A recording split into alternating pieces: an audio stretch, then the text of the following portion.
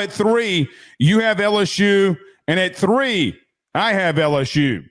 When we look at Louisiana State University going into the season in 2025, you have them as a playoff team. Why? Well, one, LSU fans, I'm sorry. Whenever I hype you guys up, it doesn't really go well. So I'm sorry. You put us at 16th. I should have put you guys at 16th. You don't know this though. So a lot of the guest spots that I've done on radio stations across the country, I've been hyping up LSU. I have been talking a lot about why LSU will make a playoff this year. Brian Kelly has to break through for his own good, for the future of this program. He has to break through, but this isn't something that's going to be some insurmountable task because he's got a lot of the green flags that you look for in a team that gets to a playoff, maybe wins a game or two. You got a returning quarterback, second year with his offensive coordinator.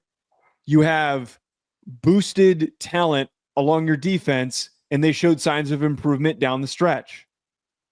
I think that where I feel a lot better about this LSU team and why they're actually going to get it done this season, last year, if we went to last year's preview, I said, I don't know if I can trust this defense. I don't know if I can. I feel a lot better about this defense because Dominic McKinley is going to be, I think, a monster for them as he is growing and developing. And I'm, hearing all the weightlifting stories of how much he's been putting up on the bar during squats and stuff. It gets me excited. And Patrick Payton's a guy who I'm hoping he gets a chance to prove himself. Whit Weeks was a player who I was excited about in summer scouting when I was breaking down linebackers for 2026. And we all know that I really like Mansour DeLeone. There are athletes to be tapped into on defense. If their defense improves, if Garrett Nussmeier cleans up the mistakes just by like 60%, 70%, just gears it back a little bit, and they run the ball a little bit better, winning 9 ball games, 10 ball games, actually winning 10 and going to the playoff is more so what the goal should be, but that is accomplishable. LSU is 4th on this list per FanDuel at plus 700 to win the SEC. Joe, they're going to be better defensively. I don't know how much better. I don't know if they get into the top 30, which I think that they could hover around there. I've made some bold statements about them going into the season. I do think their edge room is absolutely ridiculous. They have 4 dudes that they can rotate in and out of there. And, Joe, I've been out there watching them at practice. This kid, Bernard Gooden, that they got from South Florida, is a problem. It's a problem. He has been extremely disruptive. Joe, last year, LSU and Blake Baker in the star position, the big slot safety, they sent pressure on passing downs. Pro Football Focus stated 50% of the time. I've seen Harold Perkins coming off the edge more than ever. More year one-ish on how they send him. Joe, it's week 1 in fall camp, and I'm out there, so I'm a little bit biased of the understanding. Defensively, I think you're right. I think you've got a guy who's taking a lot of reps in Ashton Stamps, Mansour DeLeone, and some things moving into the slot. A.J. Halsey coming down and run support. LSU has not had this level of safety play. They just hadn't. It's been a week. I don't care. Their safety play was 16 out of 16 Pro Football Focus put out there with Sage Ryan and Major Burns. Don't care. They're going to be better defensively. Their offensive line has been a little bit struggling, replacing 4 of their starters. The question for me is simple. Can you run the football and stop the run? The 2 biggest areas that they have struggled in is, can they run the ball? Can they stop the run? Joe, they could, in every SEC loss they've had the last 3 years, they're giving up 250 rushing yards per game. That can't happen. I do think they're more physical up front. I do think in the 4 years, this being the 4th, this reminds me a little bit more of the physicality that I saw in 2022. They are a lot more physical defensively up front.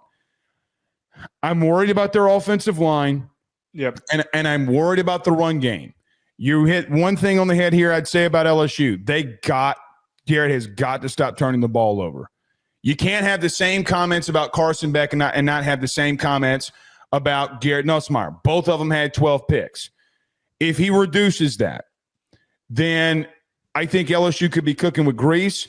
The thing is with LSU for me, they got to start off 1-0. And I know that Clemson's not a conference game. The problem in that is that I don't know if LSU, if they lose that one from a morale standpoint, you're going to have some big leadership in that room to take over. Do you have that? Joe, if they go 1-0, yeah, put them at 3-4, getting into the playoff. If they can't do that, I think it will affect this team in some regards, because you got to go on the road to Bama, you got to go on the road to Ole Miss, you got to go on the road to Oklahoma to end the season. Those are some big hurdles. Is Oklahoma going to be any good? I don't know. Joe, I think they're just more talented. And if 8-4 is their floor, do they not lose a couple of games that they should have won a season ago? By the way, their win total on FanDuel 8.5. I would take the over on that, by the way. I think that their schedule is survivable enough for them to win 10 ball games. The biggest thing with all of this is just me reiterating what you just brought up with Garrett Nussmeier. He has a lot of potential to be a really impactful quarterback. There's a reason why he's always brought up in Heisman conversations. I just need him to better understand where he can succeed. I think that his ability to sense pressure has kind of hurt him. With the new offensive line, that's going to be possibly a problem if the offensive line doesn't gel quickly and they're not playing great and they're not protecting him. If he can stand in the pocket better and not roll out into pressure as poorly as he did last year, and just be more willing to take the check down, not trying to take the home run play and take the shot that's not really there, those turnovers, he goes from 12 to all I need is him to get down to like 7 or 8. That's transforming into a lot of those picks came in like multitudes. Like he had multi-interception games. Yeah, he had 9. If he has a couple of games where he goes 1 or 0 and he doesn't have any multi-interception games, this team's 10-2. I agree with what you're saying about Clemson. I just kind of wonder, as long as that game's close, I think that they're going to be smart enough to realize, or I hope that they'd be smart enough to realize, hey, it's a damn good football team. We lost to them on the road. Maybe it could be a rallying point. But if it's not close, which I don't think is going to happen, yeah, that's when the morale starts to kind of tank. We'll see. You're going to have some strong leadership. I will say this, at wide receiver, I think they're better, and they weren't bad a year ago. Yeah. I don't think they were bad. Chris Hilton, Aaron Anderson, Barry M. Brown, Nick Anderson, I think they can lean on that too.